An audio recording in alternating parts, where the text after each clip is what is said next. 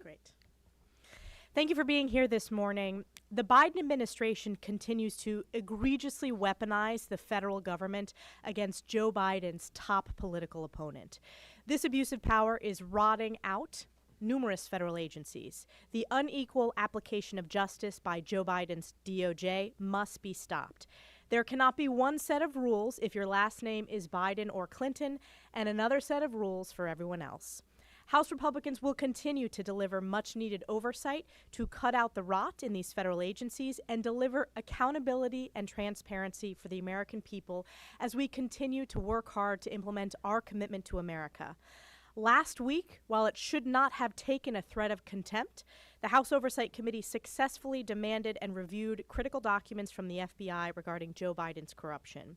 This week, we will hold the Biden administration accountable by standing up for the American people to stop the outrageous and really insane ban on gas stoves, a bad idea that started in New York that is now being embraced by every Democrat and the Biden administration. We will pass the REINS Act and the Separation of Powers Restoration Act of 2023, and House Republicans will stand up for Second Amendment rights with H.J. Res. 44, a resolution restoring constitutional rights, especially for our disabled veterans, our wounded warriors. Here to speak about so many of our legislative items on the floor this week. As we do every week, we highlight a freshman. This freshman is just incredible. His military service, his success starting businesses that work with our military every day. He's a colleague of mine on the House Armed Services Committee and a true rising star from Florida, Corey Mills. Thank you all so much. As the chairwoman had talked about, the dangerous precedence which has been set by the bureaucratic individuals who are unelected officials who think they're lawmakers bypassing our Congress and our congressional rights is truly a threat to our constitutional republic. The ATF's rule illustrates the dangers of unchecked administrative agencies that is willing to circumvent all of Congress, which is the American people. This is a continuation of the Biden administration's effort to erode Americans' Second Amendment rights. But this is also specifically the ATF's rule would curb the Second Amendment rights of disabled veterans who have put their lives out on the line for our country. One of those individuals is a Florida resident. His name is Rick Cicero, who had lost his right arm in an explosion in Afghanistan serving our country. To quote him, he stated that getting that skill back, it reinvigorates you and it helps to maintain a bit of confidence that you're still able to do something.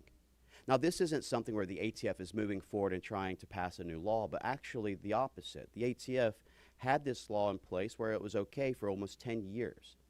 This right here in itself, actually, and the ATF are previously approving these braces, are now backtracking on this to criminalize millions of Americans. We must stop the unelected bureaucrats who think they are lawmakers, but more importantly, we must ensure this rule does not go into effect to hurt our veterans and our law-abiding citizens. The Bureau of Labor Statistics reports that there are around 4.9 million veterans with service-connected disabilities who had fought for our country over the last 2 decades. This right here would not only impede their ability to continue their operations, but also hurt them from a psychological perspective where much of this is still very impactful for them on a mental wellness situation. For many disabled veterans, pistol braces are a necessary tool for them to exercise their rights safely and the right to bear arms. This ATF rule goes into effect. It not only impacts millions of Americans, but the men and women who bled for this country will be subject to fines and jail time. This will criminalize millions of law-abiding, responsible gun-owning Americans, with a portion of that being our disabled veterans who we actually feel deserve better. With that, I yield back and turn it over to our Majority Whip, Mr. Tom Emmer.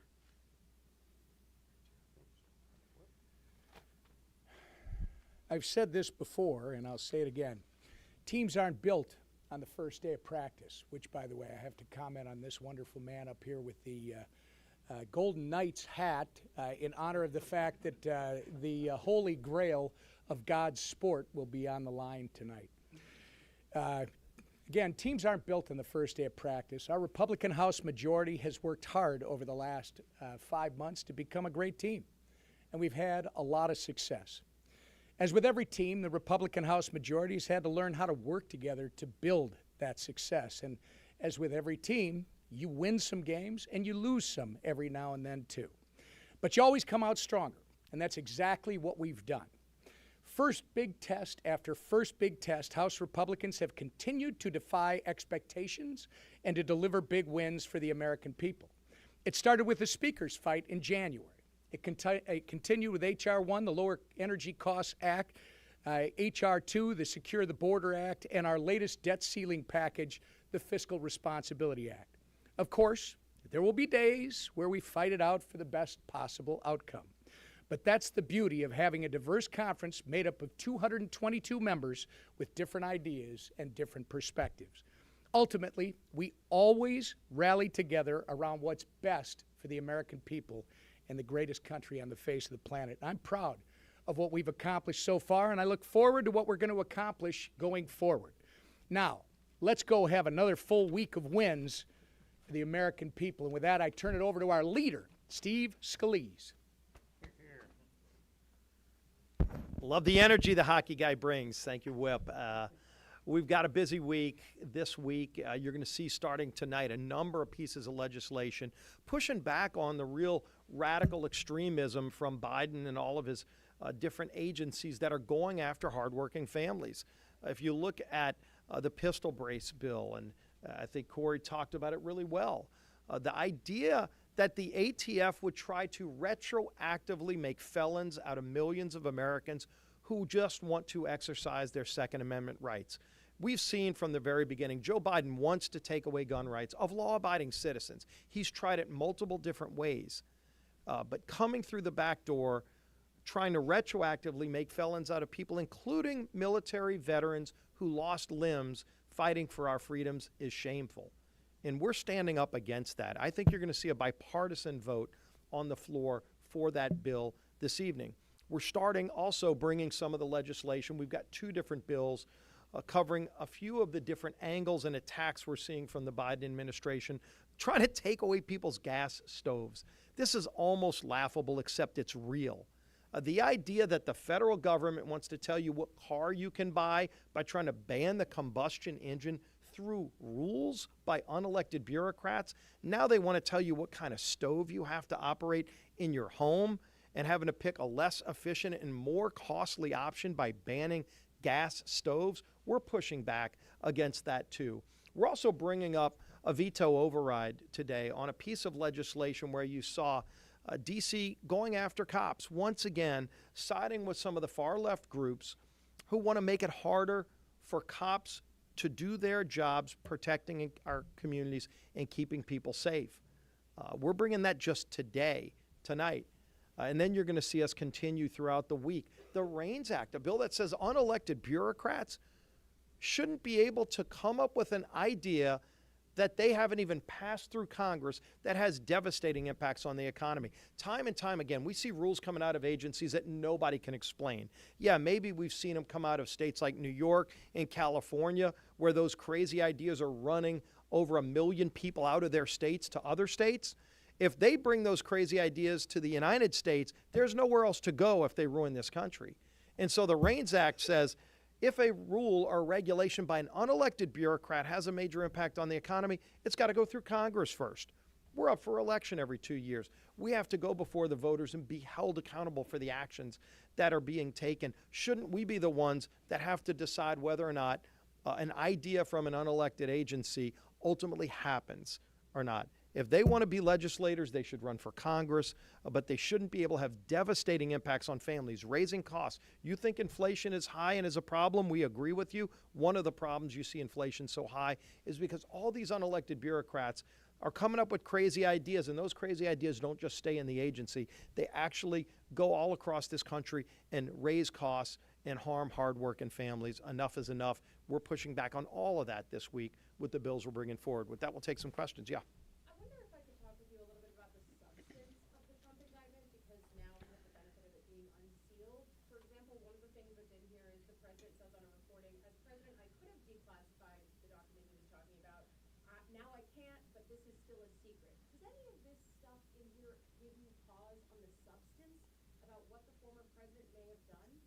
Obviously, as you talk about the substance, what you first can't get past is the fact that justice is not being carried out equally.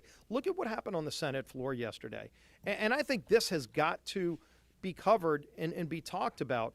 But you literally had Senator Grassley talk about the fact that the FBI had information of audio recordings of the Burisma executives talking about bribing Biden family members.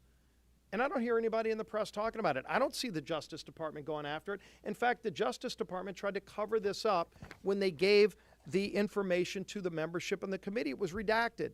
It wasn't redacted in the original document that Senator Grassley and a few others got to see, but ultimately when the full committee got to see the document, it's not. So people are asking the question, and the courts are going to decide the substance.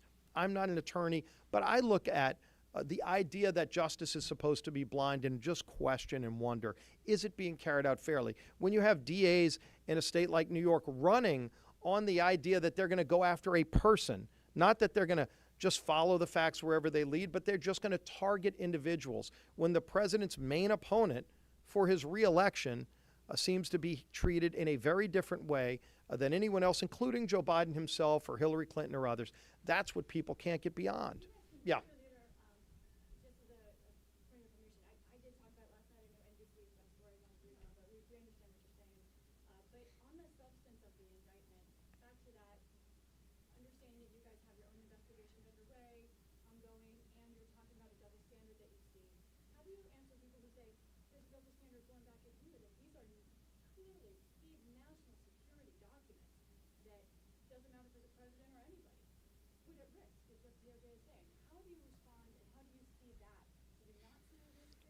Well, ultimately, look, this is in the courts, but also look at some of the photos that were being sensationally shown over the weekend.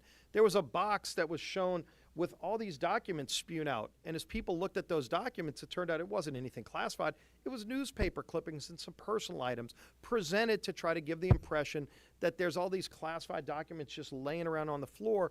And yet you contrast that with Joe Biden's garage, where there were classified documents going back to when he was a United States senator, not even a president.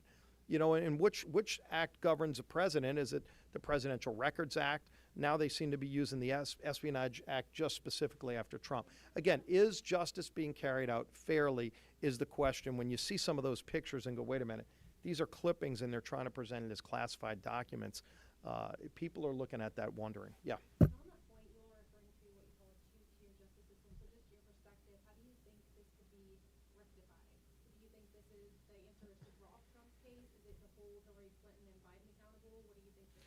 Well, I think if you saw the Justice Department and other agencies carrying out the law equally, when you see some of these charges, again, audio recordings, this was from years ago with Burisma, and when they say paid Biden, the first question that's going to be asked, which Biden? Multiple Bidens.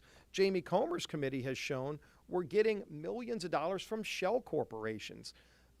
Again, where's that public raid? Did you see a raid on Joe Biden's garage? Did you see a raid on Hillary's server? She wasn't president of the United States, and she had classified documents on a server that she destroyed, almost kind of jokes about it now because she knows that she's going to be treated differently. That the different treatment is what angers people. Yes, ma'am. Do you support impeaching President Biden based off of the recordings that Senator Grassley testified yesterday and that he had pointed to?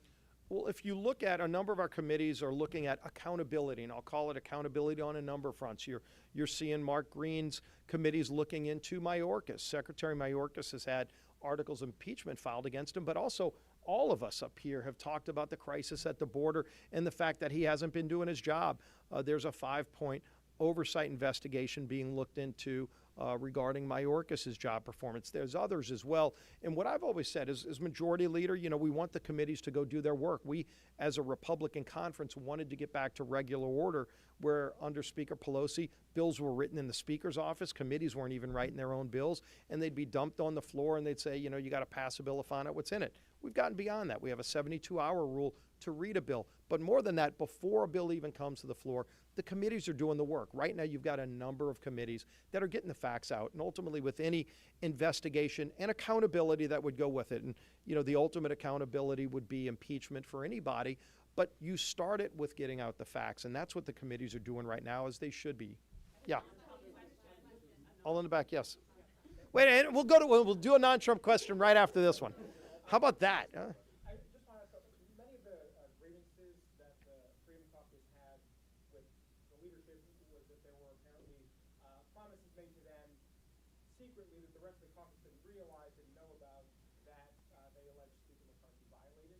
I'm just wondering now, if you're getting back to business, is that problematic if that was happening at all? Can you continue to move forward with leadership making certain guarantees to certain members of certain caucuses without bringing in the full conference?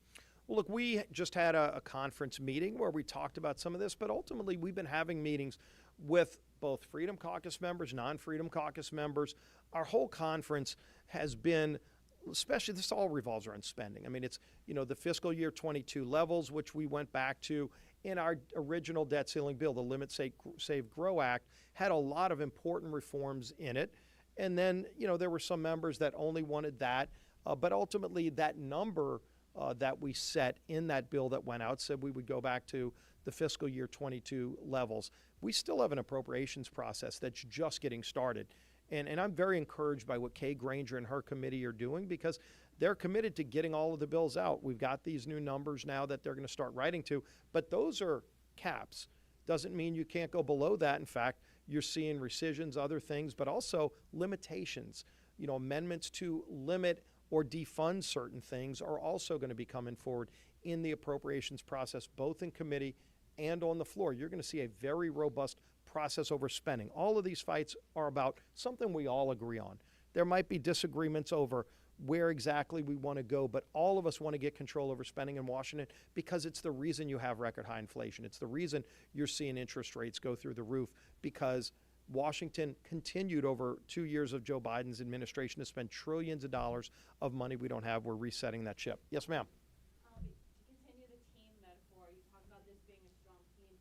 If you look at last week, it almost felt like you were tackling your own quarterback, or members of your team were tackling your own quarterback. How are you guys going to move forward together? If even yesterday Gates told us the threat could be every week if they don't get what they want. How will you guys move past this 5% of the cup? With this communication and respect. It's the same thing last week, and I've warned you for the last 5 months, we're not going to always be successful. We reached a point where the members literally want to have a discussion about how we proceed from here. And keep in mind, we've also been here now, I think it's 7 weeks straight. That tends to bring people together over time. I think it's all about communication, it's all about listening, and as you know, if you've talked to me, I don't give a darn how you identify yourself within the conference. Doesn't matter. Each person is an individual entity that works for 600 to 750,000 people at home. No one here voted for them.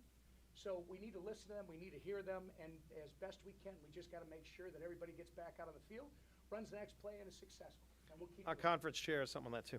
And the media sounds so disappointed as Republicans work through and continue to put wins up for the American people. This goes back to the start of this Congress. We have been consistently underestimated. We're underestimated every single week. This is one of the slimmest majorities in modern history, but yet we put forward and passed a historic border security bill, the largest deficit reduction in the history of Congress. We passed an energy independence bill, a Parents' Bill of Rights, and this year we're going to pass important legislation from the REINS Act to standing up for constitutional rights of law-abiding citizens, especially our veterans. So the media every week, you guys underestimate us, but we will be laser focused on delivering results for the American people. Thanks, everyone. Thank you. Today, you guys set the vote on the ATF pistol break Yeah. bill. Speaker McCarthy said last week that the Clyde thing, that was police, and that's what started this whole thing.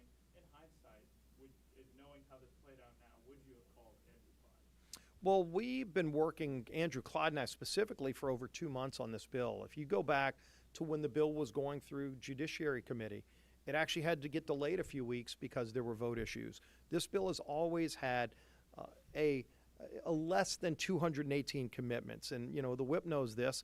As you bring a bill to the floor, you want to have a high level of confidence that it's going to pass. There's a lot of bills you come to the floor with where you don't have a hard, and I'm just speaking from when I was whip, I'm surely not going to speak for Tom. There were times where you have a high-profile bill where you don't quite have 218, but you see where the trend's going. And it takes months in some cases to bring a bill like that to the floor because there are members that aren't there and you're working them to get there. And we've been moving people every week on this bill, but it's been incremental. And in fact, even over the weekend, I gave Andrew Clyde some more names, and he helped move some of those people. But he's heard some of the opposition, let's just say, or the hesitation that members have had, and the reasons why they just weren't quite there, and we're working to get them there. Ultimately, we're going to pass this bill, but it has not been easy because there's been a lot of members that have had questions about it that we've been working through their questions. Any big bill has had that.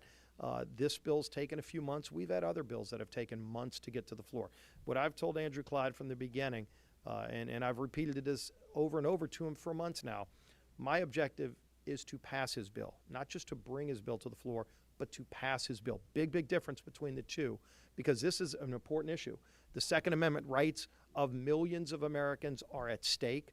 So you don't just bring the bill to the floor because somebody wants it up 3 weeks ago if it's going to fail, when you can hold off and keep working to grow that coalition. We have been growing that coalition.